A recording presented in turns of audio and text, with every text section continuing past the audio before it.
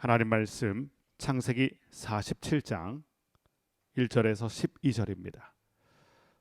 창세기 47장 1절에서 12절까지의 말씀을 같이 한번 읽어보도록 하겠습니다.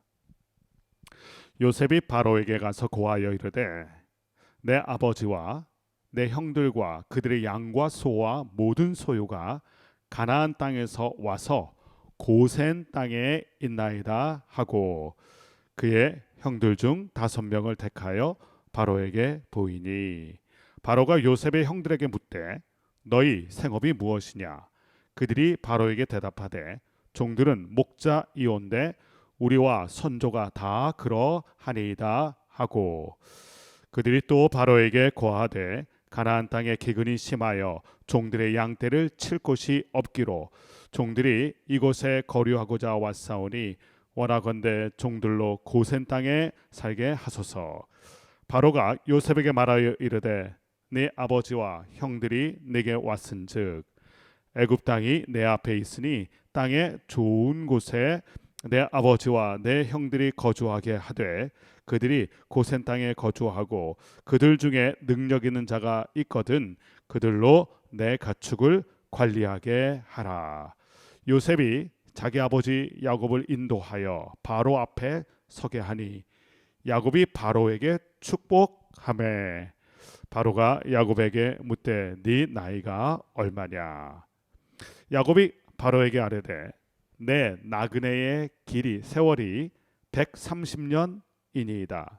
내 나이가 얼마 못되니 우리 조상의 나그네 길의 연조에 미치지 못하나 험악한 세월을 보내었나이다 하고 야곱이 바로에게 축복하고 그 앞에서 나오니라. 요셉이 바로의 명령대로 그의 아버지와 그의 형들에게 거주할 곳을 주되 애굽의 좋은 땅 람셋을 그들에게 주어 소유로 삼게 하고 또 그의 아버지와 그의 형들과 그의 아버지의 온 집에 그 식구를 따라 먹을 것을 주어 봉양하였더라. 아멘. 야곱이 식솔 70명과 함께 요셉이 있는 애굽 땅으로 내려오게 됩니다. 쉽지 않은 결정이었죠. 나이 130세에 온 가족을 이끌고 애굽으로 이민 가는 일, 이게 쉬운 일은 아닙니다. 근데 그때 중요했던 게 있죠. 애굽으로 가게 된 결정이 요셉의 결정도 아니었고 야곱의 결정도 아니었고 그것이 하나님의 결정이었다는 게 중요합니다. 결단할 때가 있고 또 결정할 때가 있습니다. 중요한 건 그것을 누가 결정하느냐입니다. 아무리 인생 경험이 많았던 야곱이라 할지라도 아무리 애굽의 총리 대신으로 성공한 요셉이라 할지라도 그 둘이 인간적인 결정을 한 것이 아닙니다. 하나님께서 애굽으로 내려가게 하시는 그 결정. 왜 그랬는지는 알 수 없지만 거기는 분명히 하나님의 뜻이 있었겠죠. 그것을 믿고 하나님의 인도하심을 믿고 내려갔던 것입니다. 요셉 믿고 간 게 아니에요. 우리는 보통 결정할 때 누구의 말을 믿고 또 누구의 제안을 믿고 가는데 이것이 하나님의 결정이었고 하나님의 뜻이 있다는 것을 믿고 하나님의 길인 것을 알고 떠났던 것입니다. 오늘 말씀 보면 그렇게 애굽으로 내려온 애굽의 식소들을 위해서 요셉이 준비해 두었던 땅이 있습니다. 우리도 어딘가를 갈 때 그 땅에 대한 기대감과 또 그 땅이 어딜까 하는 생각으로 가는데 어느 땅을 준비했는데 1절 말씀을 보면 가나안 땅에서 와서 고센 땅에 머물게 합니다. 고센 땅. 야곱의 식솔들을 위해서 야곱의 가족들을 위해서 고센 땅을 준비했다. 왜 고센 땅이었을까요? 먼저는 야곱의 식솔들은 유목민들입니다.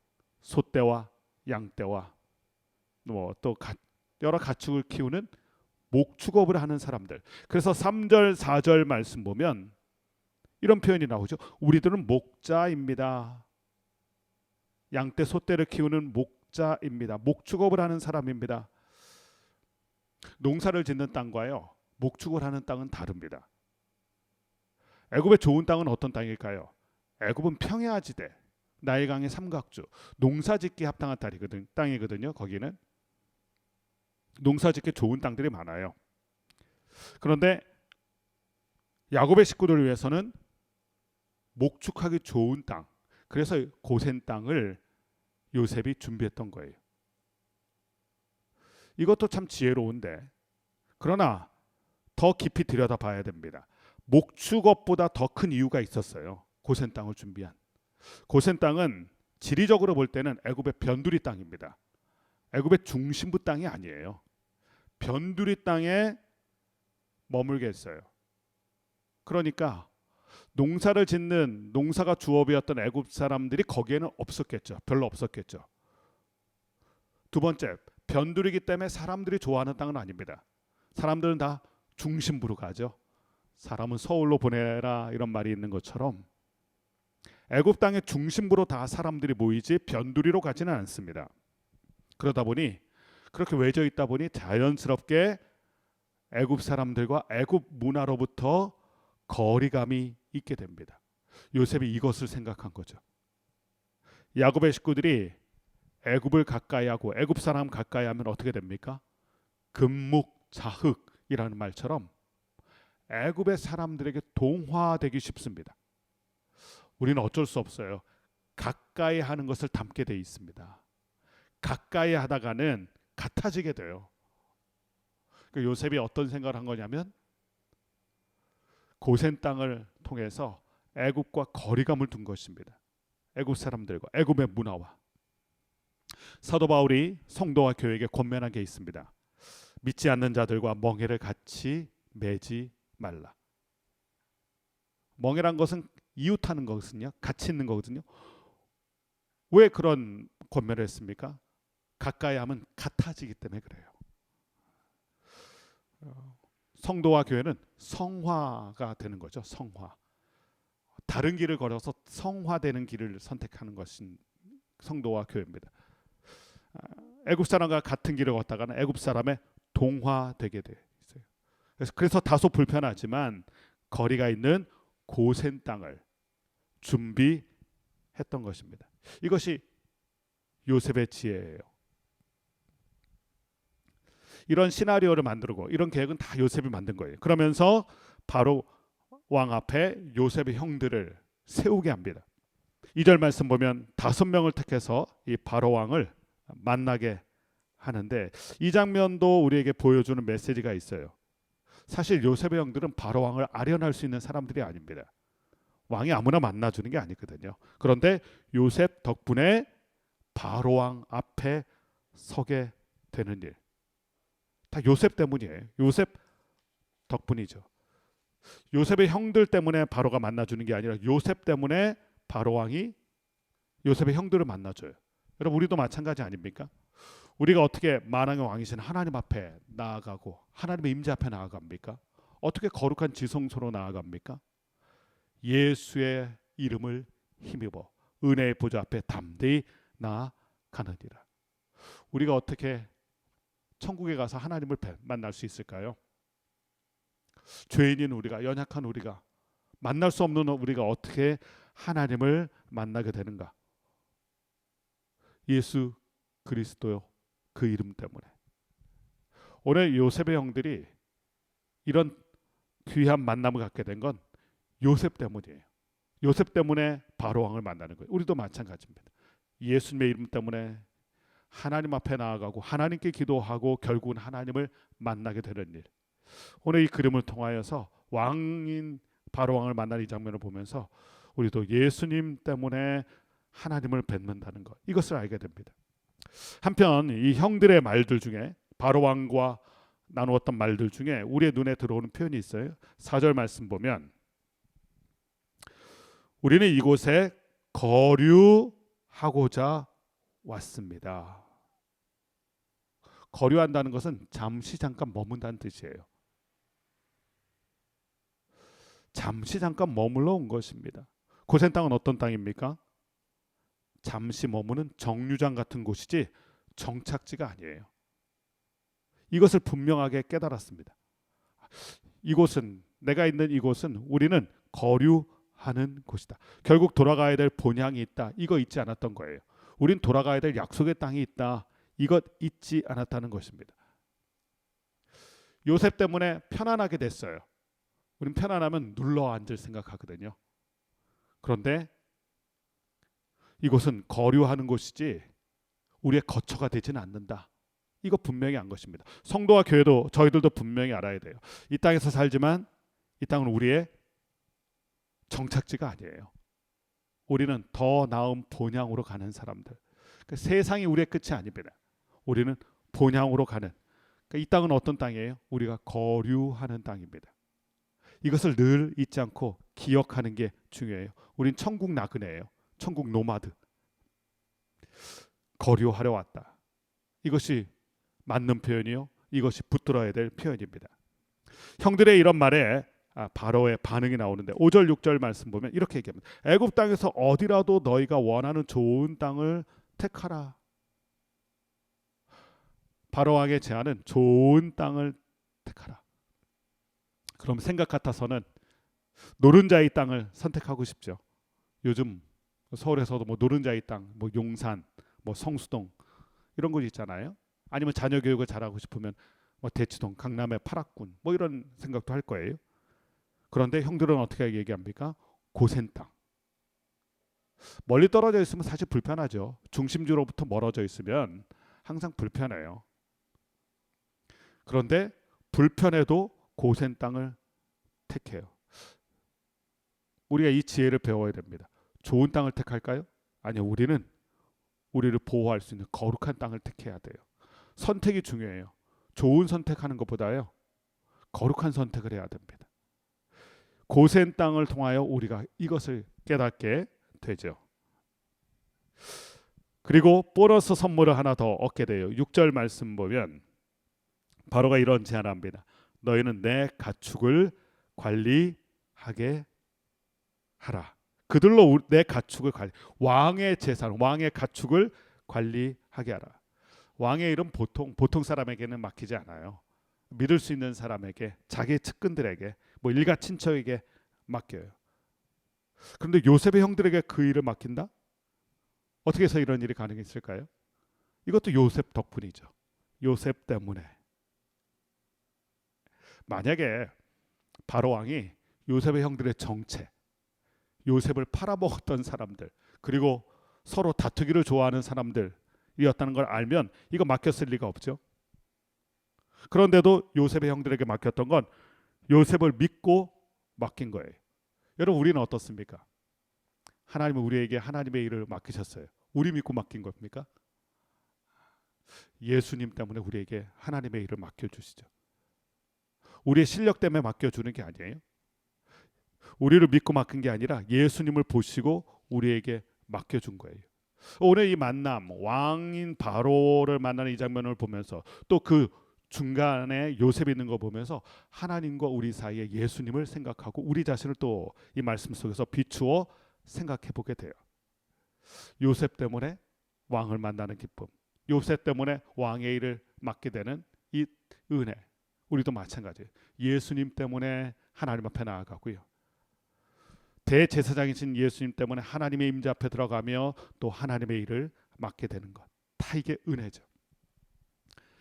이렇게 구별된 고센 땅에 머물게 되는 일을 앞에 부분에서 보게 되고요. 오늘 말씀의 후반부 7절에서 12절 말씀 보면 야곱이 또 왕을 만나요. 요셉의 형들이 앞에 보면 요셉의 형들이 만난 장면이고요. 7절부터 12절은 야곱이 바로 왕을 만나는 장면. 그리고 오늘 말씀에 하이라이트가 등장하는데 요셉의 인생 고백, 아주 유명한 인생 고백이에요. 9절 말씀을 한번 읽어보겠습니다. 오늘 말씀 하이라이트인데 9절 같이 읽어보겠습니다. 시작. 야곱이 바로에게 아뢰되 내 나그네의 길의 세월이 130년이니이다. 내 나이가 얼마 못되니 우리 조상의 나그네의 길에 연조에 미치지 못하나 험악한 세월을 보내었나이다 하고. 요즘 국민 멘토 중에 한 분인 김영석 교수님 계세요. 연세대 김영석 교수님. 그분이 쓴 책 중에 100년을 살아보니 뭐 인생 백수, 이분이 100년을 넘게 사셨어요. 그러니까 100년을 살아보면서 본인이 살았던 길에 대한 회고를 하면서 우리에게 준 그 연륜에서 배어나오는 깊은 지혜와 통찰력을 가르쳐주는 아주 귀한 책이에요. 100년을 살아보니까 인생이란 이렇더라. 그분의 인생론이죠. 오늘 비슷하게 야곱이 고백합니다. 내가 130년을 살아보니. 야곱의 인생론이 등장해요. 중요한 두 가지 고백을 합니다. 첫 번째, 나그네 길이다. 인생 나그네 길이다. 그런 노래도 있잖아요. 인생은 나그네 길. 또 유명한 시인의 고백처럼 길 가는 나그네. 나그네란 표현이 또 있잖아요. 성경이 우리에게 알려주는, 야곱의 인생을 통해 알려주는 게 있어요. 인생은 나그네 인생이다. 히브리서 11장 13절 말씀 보면요, 히브리서 11장이 믿음장이잖아요. 수많은 믿음의 사람들이 나옵니다.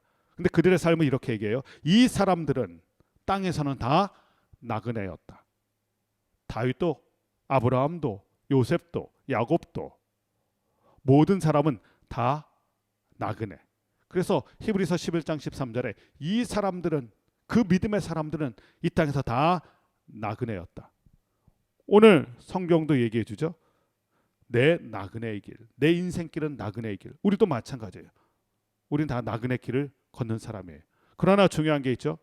그 나그네 길을 걸으면서 우리는 어디를 생각하고 어디로 갑니까? 더 나은 본향.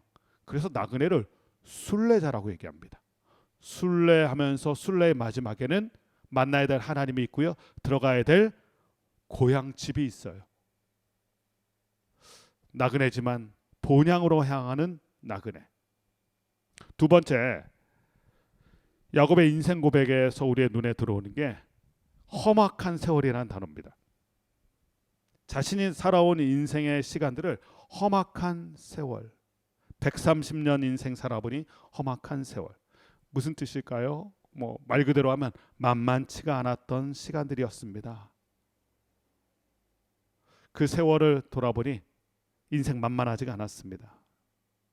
그러고 보면 어떤 사람은 정말 아무 일 없을 것 같은데 자세히 들여다보면 저마다의 사연이 있고요. 저마다의 아픔이 다 있어요.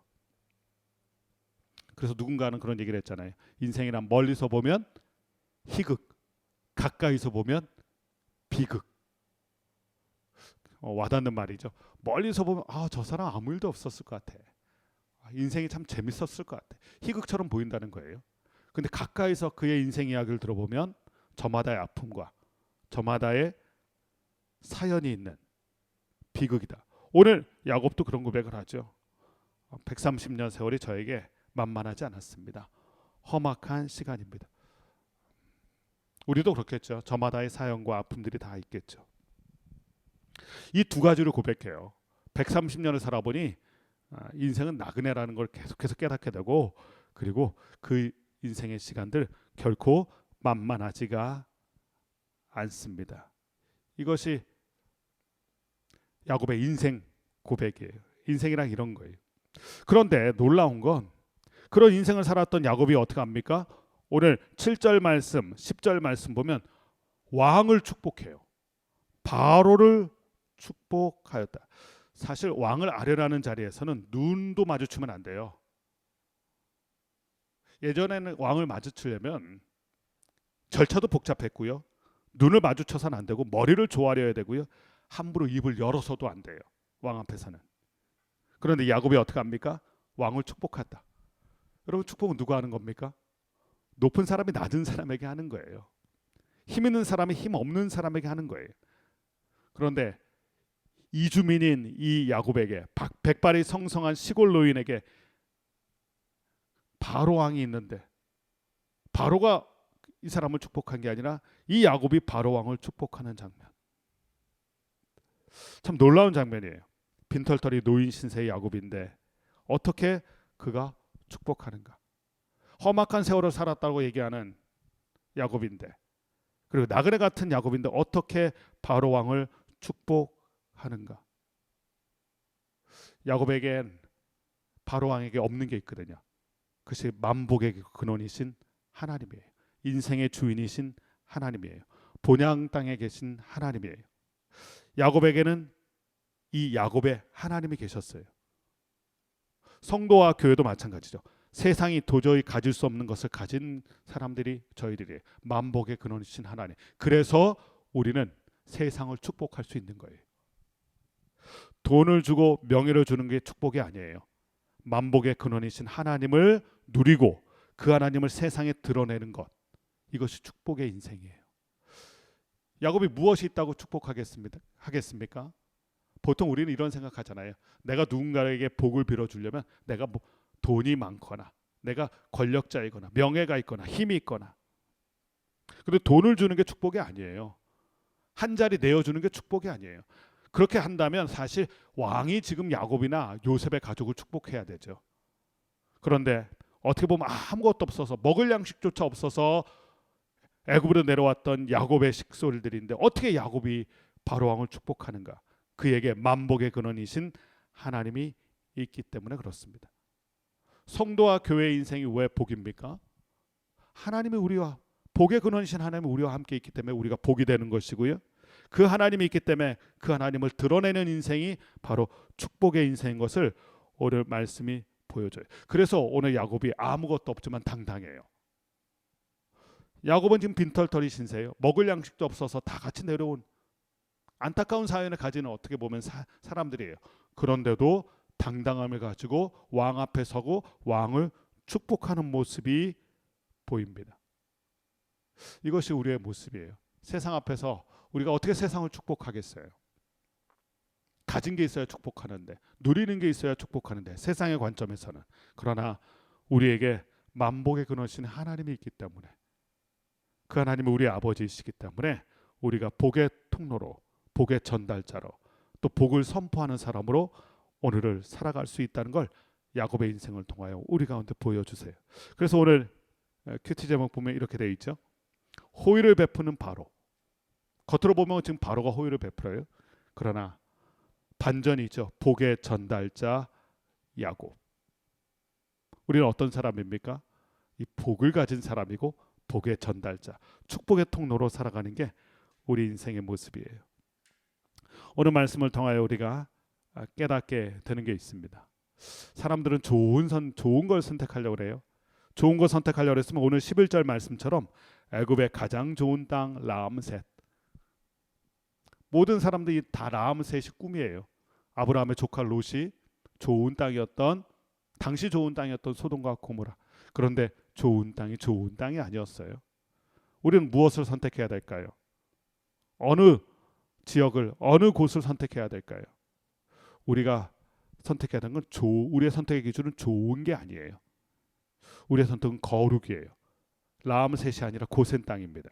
이것을 오늘 기억하길 바라고, 또한 우리가 세상 앞에서 당당할 수 있는 이유, 우리가 험악한 세월을 살아가는 인생이지만 세상 앞에서 당당할 수 있는, 특별히 왕 앞에서도 당당했던 야곱처럼, 그 이유는 한 가지입니다.